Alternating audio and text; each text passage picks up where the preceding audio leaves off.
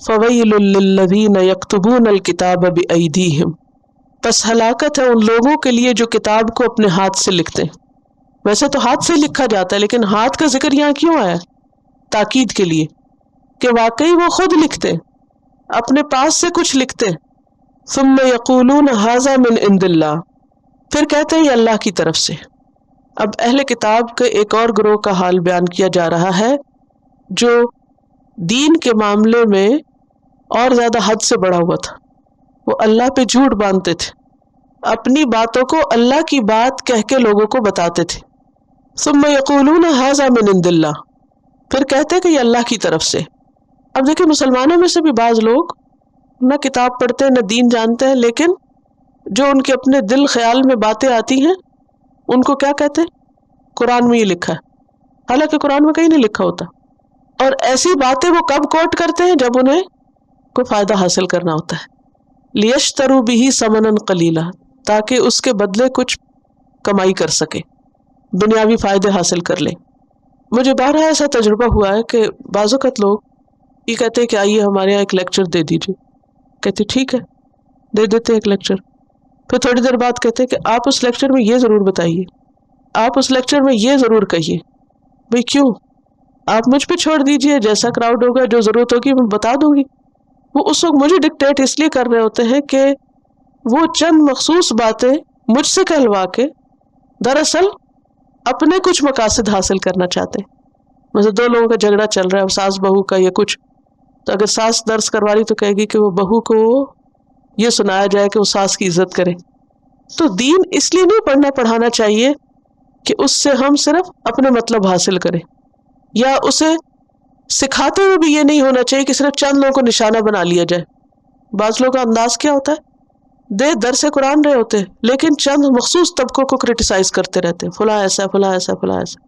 General term میں بات ہونی چاہیے، لیکن پن پوائنٹ کر کے کچھ لوگوں کو ٹارگٹ نہیں بنا لینا چاہیے کہ فلاں میں یہ خرابی ہے اور فلاں میں یہ خرابی ہے۔ اور ہمیں یہ دیکھنا چاہیے ہمیشہ قرآن کے آئینے میں کہ مجھ میں کیا خرابی ہے، ہم میں کیا خرابی ہے، یہ دیکھنے کی بجائے کہ اس میں کیا اور اس میں کیا اور اس میں کیا ہے۔ جب انسان اس کی طرف انگلی کرتا ہے نا تو تین اپنی طرف بھی آ رہی ہوتی ہے۔ تو کچھ لوگ قرآن کو، دین کو اپنے مخصوص مفادات کے لیے استعمال کرتے ہیں۔ بعض اوقات جو باتیں اس میں لکھی نہیں ہوتی ان کو قرآن بنا کے پیش کرتے ہیں تاکہ اس سے کچھ فائدے حاصل کریں۔ ان فائدوں کو یہاں کہا گیا ثمناً قلیلا، تھوڑی قیمت، تھوڑا فائدہ۔ کیوں؟ اس لیے کہ دنیا کا جتنا بھی فائدہ ہے وہ دراصل کیا ہے؟ تھوڑا ہے۔ خواہ آپ کو اس کے ذریعے کوئی دنیا میں بہت بڑا رتبہ مل جائے، کوئی شہرت مل جائے، کوئی مال مل جائے، کچھ بھی مل جائے، حقیقت میں کیا ہے وہ؟ تھوڑا۔ قرآن مجید میں آتا ہے قل متاع الدنیا قلیل، کہیے دنیا کا فائدہ تھوڑا ہے، والآخرۃ خیر لمن اتقی، اور آخرت بہتر ہے اس کے لیے جو تقوی اختیار کرے۔ جنت میں ایک کوڑا رکھنے کی جگہ دنیا و ما فیہا سے بہتر ہے۔ تو یہ انتہائی مکروہ کام ہے کہ کوئی شخص دین کو دنیا کمانے کا ذریعہ بنا لے، یا دین کو دنیاوی فائدوں کے حصول کے لیے سیکھے اور سکھائے، یا پھر اللہ کے نام پر ایسی باتیں گھڑ کے لگائے کہ جو اللہ نے فرمائی نہیں ہے تاکہ اس کے ذریعے دنیا کا کوئی فائدہ حاصل کر سکے۔ فرمایا فویل لہم مما کتبت ایدیہم، ہلاکت ہے ان کے لیے جو ان کے ہاتھوں نے لکھا۔ دوبارہ ہلاکت کی بات کی گئی، وویل لہم مما یکسبون، اور ہلاکت ہے ان کے لیے اس میں سے جو وہ کمائی کر رہے ہیں، یعنی جو مال اس میں سے وہ کما رہے ہیں، جو فائدے وہ حاصل کر رہے ہیں وہ ان کے کام نہ آئیں گے۔ تو اس آیت سے ایک تو یہ بات پتہ چلتی ہے کہ بغیر علم کے بات نہیں کرنی چاہیے، دین کا علم حاصل کر کے پھر اس کے مطابق لوگوں کو بتانا چاہیے۔ خیالی باتوں پہ یہ کہنا کہ یہ قرآن میں لکھا ہے، یہ نبی صلی اللہ علیہ وسلم نے فرمایا، یہ دین میں آیا ہے، ہمارے دین میں یوں ہے، جب تک یقین نہ ہو تو خود سے ایسی باتیں نہ کریں۔ پھر دوسری بات یہ بھی پتہ چلتی ہے کہ لکھنے پر بھی ہلاکت ہے، اور لکھ کر جو کمائی کی اس پر الگ سزا ہے، یعنی بذات خود لکھنا بھی بربادی کا باعث ہے۔ اس سے ایک بہت بڑا سبق ہم کو ملتا ہے، اور وہ کیا ہے کہ انسان جو کچھ لکھتا ہے اگر اچھا لکھتا ہے تو وہ اس کے لیے صدقہ جاریہ بنے گا. مثلا آپ نے کوئی کتاب لکھی، کوئی آرٹیکل لکھا، اگر اچھی باتیں لکھی تو جب تک وہ کتاب باقی ہے دنیا میں، لوگ اس سے فائدہ اٹھا رہے ہیں، اس سے کیا ہوگا؟ آپ کے لیے صدقہ جاریہ. ایک ایک لفظ اور ایک ایک حرف کے لکھنے پر کیا ہے آپ کے لیے؟ اجر اور ثواب ہے. مثلا یہ جو قرآن مجید ہے آپ کے سامنے، جس نے یہ لکھا، اب جتنے بھی لوگ پڑھ رہے ہیں، ایک ایک حرف پہ جس کی نگاہ پڑتی ہے، جو اس کو پڑھتا ہے، تو کیا ہے اس کے لیے؟ اجر ہے. کیونکہ یہاں کیا ہے، جنہوں نے غلط لکھا ان کے لیے اتنی ہی ہلاکت ہے. تو اس کے اپوزٹ جو اچھا لکھے گا اس کے لیے اتنا ہی اجر بھی ہے، کیونکہ لکھی ہوئی چیزیں باقی رہ جاتی ہیں. اور پھر انسان بعض اوقات دین کے خلاف یا لوگوں کو خوش کرنے کے لیے کچھ باتیں لکھتے ہیں. بعض کتابیں اسلام کے خلاف لکھی گئیں اور وہ بظاہر بیسٹ سیلر قرار پائیں. بعضوں کے صرف آؤٹ آف کیوریوسٹی لوگ ایسی کتابیں خریدتے رہتے ہیں، وہ مشہوری ہو جاتی ہے نا.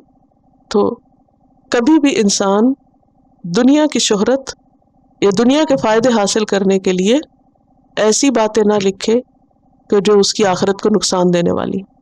بعض اوقات انسان جھوٹی باتیں لکھ کے چھاپ دیتا ہے کہ لوگوں کو پسند ہے. وہ بہت سے رائٹرز کیا لکھتے ہیں؟ وہ لکھتے ہیں جو لوگوں میں پسندیدہ ہوتا ہے، خواہ وہ کتنا ہی غلط، کتنا ہی مس لیڈنگ کیوں نہ ہو. ہوتا ہے نا ایسے. تو ایسے لکھی ہوئی چیزیں بھی چونکہ لوگ یہی پسند کرتے ہیں، لوگ یہی چاہتے ہیں، لہٰذا ہماری مجبوری ہے کہ ہم وہی لکھیں. اور اگر ہم یہ لکھیں گے تو کتاب بکے گی. بعض لوگ محض اس لیے جھوٹ لکھتے ہیں کہ وہ جھوٹ لکھیں گے تو لوگوں کو اچھا لگے گا، تو وہ پھر کتاب بکے گی، تو پھر اس سے کچھ حاصل ہوگا، جو رائلٹی ہوتی ہے یا جو نفع ہے. ایسا نفع اگر ملینز بلینز میں بھی ہو تو وہ کیا ہے؟ ثمناً قلیلہ ہے، بہت تھوڑا فائدہ ہے. آخرت میں انسان کے لیے ہلاکت ہے. تو لکھنے والے خاص طور پر جو کچھ لکھیں وہ سوچ سمجھ کے لکھیں کہ ان کا وہ لکھنا دین کے فائدے میں ہے، دین کے دفاع میں ہے، یا دین کے خلاف جا رہا ہے، یا اس سے دین کا مذاق اڑایا جا رہا ہے، یا دین کو بدنام کیا جا رہا ہے. کیونکہ قلم جو ہے اس کی طاقت تھرو آؤٹ ہسٹری مانی ہوئی یا نہیں. قلم جو ہے وہ تلوار سے بھی زیادہ پاورفل ہے. تو اس قلم کو سوچ سمجھ کے استعمال کرے.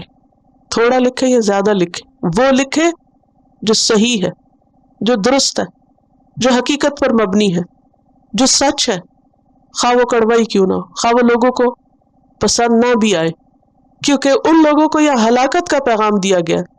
فَوَيْلٌ لِّلَّذِينَ يَكْتُبُونَ الْكِتَابَ بِأَيْدِيهِمْ ثُمَّ يَقُولُونَ هَٰذَا مِنْ عِندِ اللَّهِ، جو جھوٹی باتیں اللہ کے نام پر منسوب کرتے.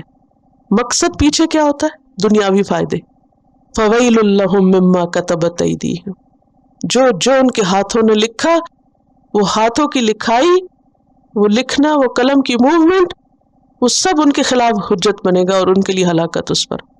وَوَيْلٌ لَّهُم مِّمَّا يَكْسِبُونَ، اور جو اس پر نفع انہوں نے کمایا، جو حاصل کیا، وہ نفع بھی ان کے لیے کیا ہے؟ مصیبت.